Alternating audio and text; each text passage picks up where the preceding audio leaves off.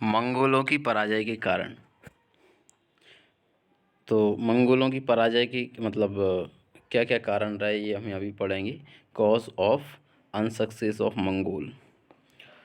तो आपसी फूट, पहला पॉइंट जो है वो है आपसी फूट। मंगोल आपस में संगठित नहीं थे, उनमें आपसी युद्ध निरंतर चलते रहते थे।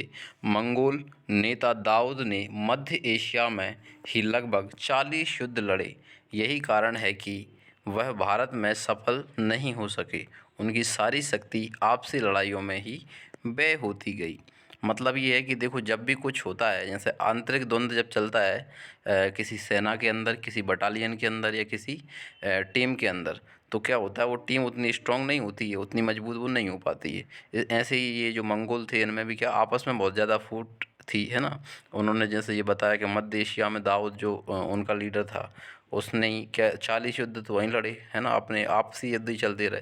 तो ये आपसी युद्ध के कारण क्या है, वो अंदर से स्ट्रांग नहीं थे, आपस में संगठित नहीं हो पाए। ठीक है।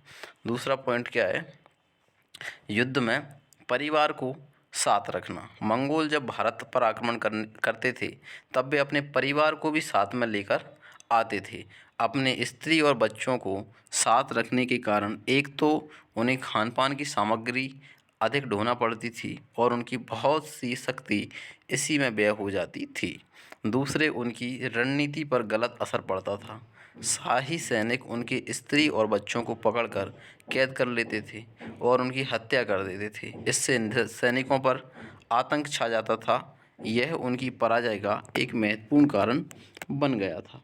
मतलब ये है कि युद्ध में परिवार को साथ रखना मतलब एक तरह की कमजोरी अपने साथ लेकर चलना हो गया, है ना। बच्चे हैं, बीवी है ना, साथ में पूरी फैमिली जा रही है, परिवार जा रहा है, तो उनके खान पान की व्यवस्था करना, उनका देख रेख करना, ये भी एक जिम्मेदारी सैनिकों को संभालनी पड़ती थी। तो ये जो जिम्मेदारी अब सैनिक संभाल रहे हैं, तो उनका कंसंट्रेशन जो है, उनका जो ध्यान है, फोकस है, वो युद्ध पर ना होकर इन सब चीज़ों पर भी पड़ेगा। इसकी वजह से वो कमज़ोर भी हो गए थे। तो युद्ध में परिवार को साथ रखना ये बहुत बड़ी एक भूल उनकी हम कह सकते हैं। इसके बाद है तीसरा पॉइंट जो है वो है वास्तविक सैन्य शक्ति का कम होना। मंगोलों की वास्तविक सेना उतनी नहीं होती थी जितनी कि इतिहास में दिखाई गई है। इस संख्या में उनकी स्त्रियां और बच्चों के साथ कुछ अफ़गान और खोखर लुटेरे भी शामिल होते थे, जो वास्तविक सैनिक नहीं होते थे, है ना। मतलब कि जो जैसे महिलाएं हैं, साथ में स्त्रियां हैं, बच्चे हैं, तो उनकी संख्या दिखाई दे रही है और सैनिकों की संख्या है, तो उससे लग रहा है कि सेना बहुत बड़ी है ना। लेकिन इतनी बड़ी सेना होती नहीं थी। इतना मतलब वास्तविक सेना जो है वो इतिहास में दर्ज नहीं है, उसको बताया नहीं गया है। तो ये भी एक पॉइंट इसमें है जिसकी वजह से मंगोल कमज़ोर पड़े। चौथा महत्वपूर्ण कारण यह है कि मंगोलों का विलासी होना, है ना।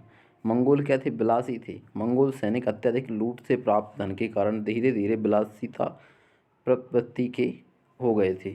लूट से प्राप्त धन ने उन्हें सुविधा भोगी बना दिया था। इस कारण उनमें सैन्य शक्ति का ह्रास होता जा रहा था। मतलब क्या होता है, जब सुविधाएं मिलने लगती हैं, है ना, धन आ जाता है, पैसा आ जाता है, तो आदमी थोड़े विलासिता का जीवन जीने लगता है, सुविधा भोगी बन जाता है। वो अपने सुविधाजनक जीवन यापन करने लगता है। इस वजह से भी वो कमज़ोर हो जाता है। ठीक है। तो इसी तरह से मंगोलों की जो सेना थी उसमें भी विलासी प्रवृत्ति आ गई थी कि वो धीरे धीरे जो धन आ रहा था लूट से, इधर उधर से उनने कमाया, उस धन को, लूट से प्राप्त धन को की सुविधा वो उठाते थे और अपने आप का मतलब उन्होंने ह्रास कर लिया। इस तरह से वो इस कारण से उनकी सैन्य शक्ति का ह्रास हो गया। ठीक है। नेक्स्ट पॉइंट है 5वें नंबर का पॉइंट, समय अनुकूल रणनीति का अभाव। मंगोलों की युद्ध नीति समय अनुकूल नहीं रह गई थी। उनकी पराजय का यह भी एक महत्वपूर्ण कारण माना जाता है। वे छापामार युद्ध की कुशलता से कर सकते थे। खुले मैदानों में या घेरा डालकर धैर्य से कुछ युद्ध लड़ना उनकी प्रवृत्ति के अनुकूल नहीं था। वे क्या करते थे, एकदम से चढ़ाई करते थे। ठीक है। वो मतलब कुशलता के साथ, वो दिमाग लगा के शातिर तरीके से युद्ध लड़ रहे हों, रणनीति के साथ लड़ रहे हों, ऐसा नहीं था। बल्कि एकदम से वो जैसे समय अनुकूल नहीं था, परिस्थिति के हिसाब से वो डिसीजन नहीं ले पाते थे। इसकी वजह से भी उनको युद्धों में कड़ी शिकस्त खाना पड़ी। इसके बाद फिर 6 नंबर पॉइंट जो है, 6वां नंबर का पॉइंट है, वो है अलाउद्दीन के कुशल सेनानायकों की योग्यता। मंगोलों की पराजय में उनकी अयोग्यता के साथ साथ अलाउद्दीन और उसके जफर खान, गाजी मलिक, उलुग खां और मलिक काफूर जैसे सेनानायकों की योग्यता तथा युद्ध में विजय के लिए जान की बाजी लगाने की भावना से ने अलाउद्दीन को मंगोलों के विरुद्ध सफलता दिलाई।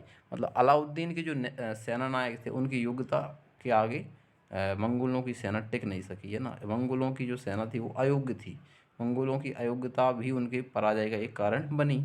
जैसे कि बता रहे हैं कि भाई सबसे ज़्यादा जो अलाउद्दीन का चहेता और मतलब कहा जाए रणनीतिकार एक सेनानायक जो था, कुशल सेनानायक जैसे बोलेंगे हम, वो था जफ़र खान।